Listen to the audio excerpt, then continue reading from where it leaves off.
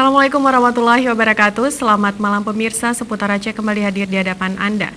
Di edisi Selasa 14 April 2020, bersama saya Cud Intan, berikut laporan selengkapnya.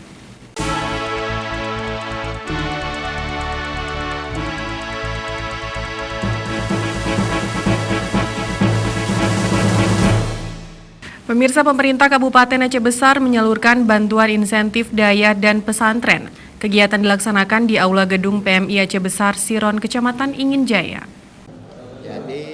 Bupati Aceh Besar, Insinyur Muardi Ali didampingi Kepala Bank Aceh Wilayah Aceh Besar Hermanto menyerahkan langsung secara simbolis insentif kepada dayah dan pesantren di Kabupaten Aceh Besar.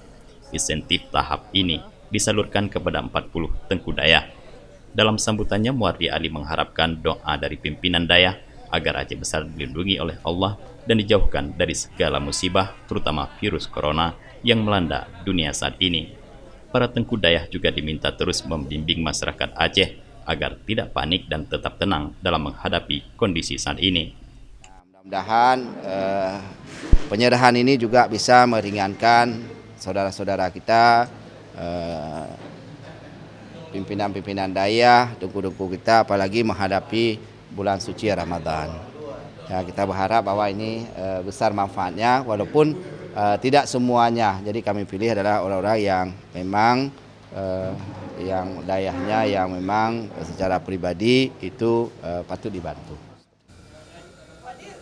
Kepala Bank Aceh Wilayah Aceh Besar Hermanto menyampaikan bantuan CSR kepada para tengku dayah ini merupakan bahagian dari program CSR Bank Aceh, di mana setiap tengku dayah mendapatkan insentif 2 juta rupiah.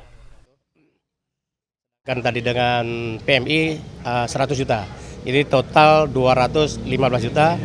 Nanti dia proposal dibawa ke kita, ACC Bupati, kita usul ke kantor pusat dulu.